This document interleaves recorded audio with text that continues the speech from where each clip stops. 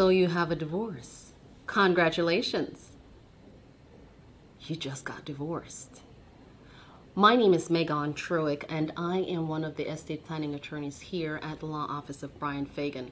And while I can honestly say congratulations on your divorce, I have to ask you, now you're single. Have you updated your will? Have you updated your powers of attorney? Do you have children?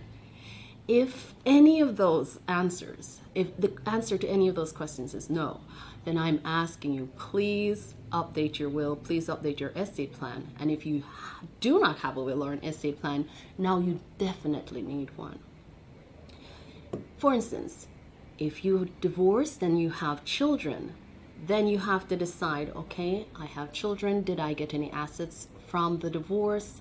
If something should happen to me, who would manage those assets? And who would manage those assets on behalf of my children?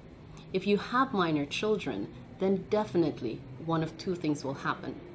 If all of your children are also the children of that ex-spouse and you have passed without a will, then guess what just happened? You just gave your ex-spouse all those property, all those assets to manage on behalf of your children.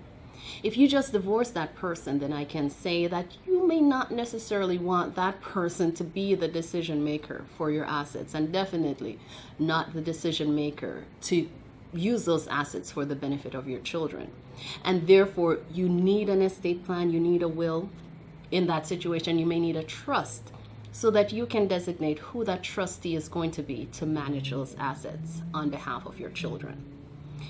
You just got a divorce. If you have not updated your power of attorney, you may be putting yourself in the hands of that ex-spouse to make those medical decisions for you, to make those property decisions for you.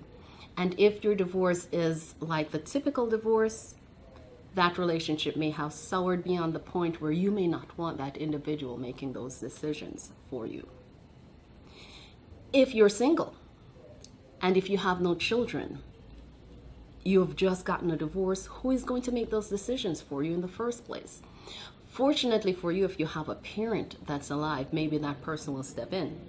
But if you're like an older person like me who do not have that situation set up, who is going to make those decisions for you if you're in the hospital?